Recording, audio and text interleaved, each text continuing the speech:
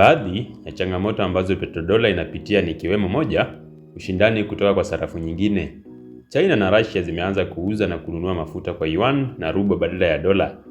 BRICS ambayo ndio Brazil, Russia, India, China na South Africa wanapanga kuanzisha sarafu mbadala ya biashara ya mafuta. 2, nchi zinazojaribu kujitoa katika mfumo wa petrodola kushambuliwa au kuwekewa vikwazo. Mfano, Iraq mwaka 2000 Saddam Hussein alijaribu kuuza mafuta kwa euro badala ya dola. Kilichotokea baadaye akaondolewa madarakani na Marekani mwaka 2003. Mfano mwingine ni nchi ya Libya mwaka 2011 ambapo Muammar Gaddafi alitaka kuanzisha dinari ya dhahabu kwa biashara ya mafuta. Kilichofuatia baadaye, Muammar Gaddafi aliondolewa madarakani na nchi ya Marekani pamoja na NATO. Vilevile, Marekani imewawekea Iran na Russia vikwazo vikali kwa sababu nchi hizi zimeanza kuacha kutumia dola katika biashara ya mafuta. 3, uwezekano wa mfumo mpya wa fedha. Dunia inabadilika kwa kasi zaidi na kuna hatari ya dola kupoteza nafasi yake kama sarafu kuu ikiwa nchi nyingi zitaanza kutumia sarafu mbadala katika biashara ya mafuta duniani.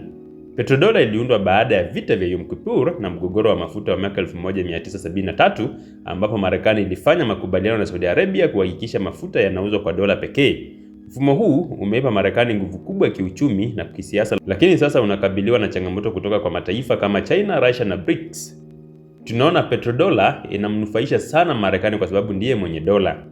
Saudi Arabia haikukubali mara moja kuuza mafuta kwa dola pekee.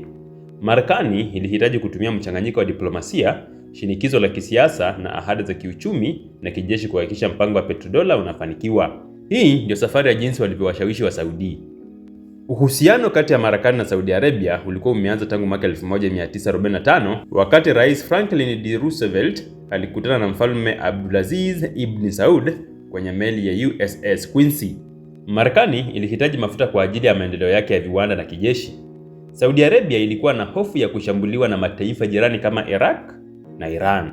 Kwa hivyo, Roosevelt aliwapa ahadi ya ulinzi badala ya kupata ufikiaji wa mafuta ya Saudi Arabia. Licha ya uhusiano huu, Saudi Arabia bado haikuwa imefungwa kabisa na Marekani. Walikuwa na uhuru wa kuuza mafuta kwa sarafu yoyote.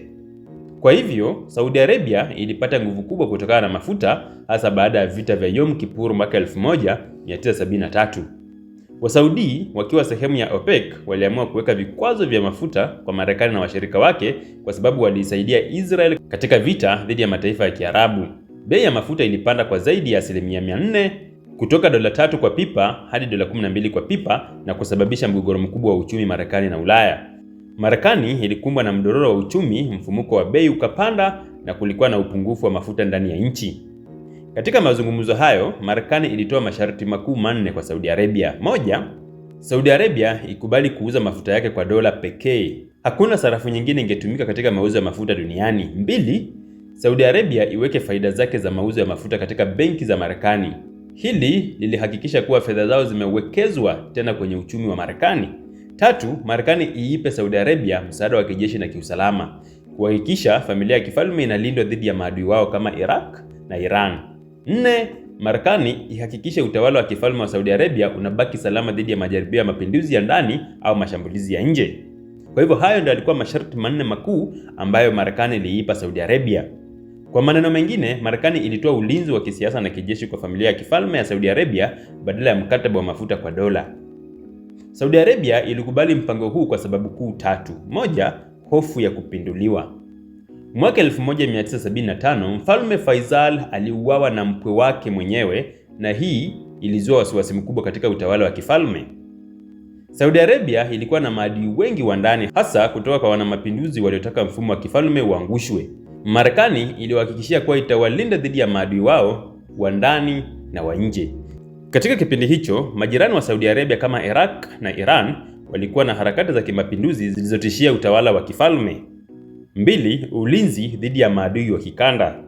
Iran ilikuwa tishio kubwa kwa Saudi Arabia hasa baada ya mapinduzi ya Kiislamu mwaka 1979. Iraq nayo chini ya Saddam Hussein pia ilikuwa tishio kwa sababu ya mivutano ya kisiasa na kiuchumi. Kwa hivyo Marekani ilitoa msaada wa kijeshi mkubwa kwa Saudi Arabia, ikiwa ni pamoja na silaha za kisasa, ndege za kivita na mafunzo ya kijeshi. 3, faida za kifedha. Saudi Arabia iliona kuwa kuhifadhi pesa zake kwenye benki za Marekani kungewapa faida kubwa za uwekezaji. Marekani iliruhusu familia ya kifalme kuwekeza sehemu ya mapato yao ya mafuta katika miradi mikubwa ya kimataifa, hasa kupitia mfumo wa benki za Kimarekani. Saudi Arabia ilihakikisha kuwa uchumi wake unakuwa imara kwa kuhusisha moja kwa moja na uchumi wa Marekani. Kufikia mwaka 1975, mataifa ya OPEC yalipewa masharti kama yale ya Saudi Arabia na yakakubali kuuza mafuta kwa dola pekee, ikiwa ndio matokeo ya makubaliano ya petrodola. Matokeo yake yalisababisha dola ikawa sarafu kuu ya dunia. Mataifa yote yaliyo na mahitaji ya mafuta yalilazimika kuwa na akiba ya dola ili kununua mafuta. Hili lilifanya mahitaji ya dola kuwa makubwa na kusaidia Marekani kudumisha sarafu yake. 2. Marekani ilipata nguvu ya kudhibiti uchumi wa dunia. Kwa kuwa mafuta yaliuzwa kwa dola, Marekani iliweza kutumia mfumo wa benki zake kufuatilia na kudhibiti biashara ya mafuta duniani. Nchi yoyote iliyojaribu kuachana na mfumo wa petrodola ilikumbwa na vikwazo au hata uvamizi wa kijeshi, mfano Iraq na Libya. 3. Saudi Arabia ilibaki salama na tajiri. Utawala wa kifalme wa Saudi Arabia uliendelea kuwepo bila vitisho vikubwa vya kisiasa kwa miongo kadhaa. Uwekezaji wao katika benki za Marekani uliwaongezea faida kubwa na kuimarisha uchumi wao. Ila baada ya muda kwenda, leo kuna changamoto kubwa zinazotishia mfumo wa petrodola. China na Russia zimeanza kuuza mafuta kwa sarafu zao, yani yuan na rubo.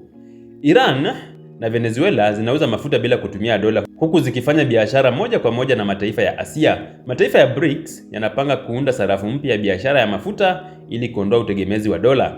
Cryptocurrency na sarafu za kidijitali zinaweza kuathiri biashara ya kimataifa na kupunguza udhibiti wa dola. Saudi Arabia tunaona haikubali petrodola kwa urahisi. Ilihitaji ushawishi wa kisiasa, ahadi za kijeshi na faida za kiuchumi ili kuingia kwenye mfumo huu. Marekani ilihakikisha kuwa utawala wa kifalme unalindwa dhidi ya maadui wake wa ndani na nje, huku ikiipa Saudi Arabia nafasi ya kuhifadhi pesa zake katika benki za Marekani. Ingawa mfumo huu umedumu kwa miaka mingi, kuna ishara kwamba dunia inatafuta njia mbadala wa petrodola, jambo ambalo linaweza kubadilisha nguvu za kiuchumi duniani. Hapo awali dola ya Marekani ilikuwa inategemea dhahabu kama dhamana yake. Hii inajulikana kama gold standard. Hata hivyo, mfumo huo ulivunjika na hatimaye mafuta yakawa msingi wa nguvu ya dola kupitia petrodola. Tangu karne ya 19 hadi mwaka 1944, sarafu nyingi duniani zilikuwa kwenye mfumo wa gold standard, ambapo kiasi cha pesa kilichochapishwa kilihusiana moja kwa moja na kiasi cha dhahabu kilichohifadhiwa. Dola ya Marekani kama sarafu kuu iliweza kubadilishwa moja kwa moja na dhahabu kwa kiwango cha dola 35 kwa wakia moja wa dhahabu. Hii ilifanya sarafu ziwe na thamani thabiti na kuzuia serikali kuchapisha pesa kiholela. Lakini baada ya vita vya pili vya dunia, mfumo huu ulianza kupata matatizo makubwa. Baada ya vita vya pili vya dunia, mataifa makubwa yalikutana Bretton Woods, New Hampshire ya Marekani kuunda mfumo wa kifedha wa dunia. Katika makubaliano haya, dola ya Marekani ikawa sarafu kuu duniani na nchi zingine zikafungamanisha sarafu zao na dola. Dola pekee ndio ilihifadhi uwezo wa kubadilishwa na dhahabu moja kwa moja kwa dola 35 kwa wakia moja wa dhahabu. Mataifa mengine yangeweza kushikilia akiba zao kwa dola au dhahabu. Hii ilifanya dola kuwa muhimili wa uchumi wa dunia, lakini mfumo huu ulianza kupata matatizo miaka ya 1960. Wakati wa miaka ya 60, Marekani ilihusika kwenye vita vya Vietnam, jambo lililosababisha matumizi makubwa ya fedha. Marekani ilianzisha mradi mkubwa wa kijamii kama sehemu ya Great Society na Rais Lyndon Johnson. Ilihitaji kuchapisha dola nyingi zaidi kuliko dhahabu aliyokuwa nayo. Hii ilifanya mataifa kama Ufaransa na Ujerumani kupoteza imani na mfumo wa Bretton Woods. Mnamo mwaka 1971, Rais Richard Nixon alikabiliwa na shinikizo kubwa kutoka kwa nchi zilizoanza kutoa dhahabu yao badala ya dola walizoshikilia. Ufaransa chini ya Rais Charles de Gaulle aliomba kubadilisha akiba yake ya dola na dhahabu na kuanza kuondoa tani nyingi za dhahabu kutoka Marekani. Mataifa mengine pia yalianza kufanya hivyo na hifadhi ya dhahabu ya Marekani ikaanza kupungua kwa kasi. Ili kuzuia mfumo wa kifedha wa Marekani usianguke, Rais Nixon alifanya uamuzi wa kihistoria mnamo Agosti 15 mwaka 1971. Nixon akaondoa kabisa uwezo wa dola kubadilishwa na dhahabu, ambao ulijulikana kama Nixon shock. Hii ilimaanisha kuwa dola sasa ilikuwa inategemea imani ya soko badala ya thamani ya dhahabu. Kutoka hapo, Marekani ikawa na uhuru wa kuchapisha dola bila kikomo, lakini ili kuipa thamani walihitaji njia mpya ya kuhakikisha kuwa dola inaendelea kuwa sarafu kuu. Baada ya kuachana na dhahabu, Marekani ilihitaji kitu kingine chenye thamani ambacho kingeipa nguvu dola. Hapo ndipo walipokuja na wazo la petrodola. Badala ya dhahabu, mafuta yakawa bidhaa muhimu zaidi ambayo dola ingetegemea. Kwa nini mafuta yalikuwa chaguo bora? Mafuta yalikuwa chaguo bora kwa sababu kadhaa. Moja, mafuta ni kiungo cha uchumi wa dunia. Mataifa yote yanahitaji mafuta kwa viwanda, magari na nishati. 2, Marekani ilikuwa na ushawishi mkubwa kwa mataifa yenye mafuta, hasa Saudi Arabia. Tatu, mafuta yalikuwa bidhaa inayotumiwa kila siku, hivyo kudhibiti bei yake kwa dola kungeifanya dola kuwa hitaji la lazima kwa mataifa yote.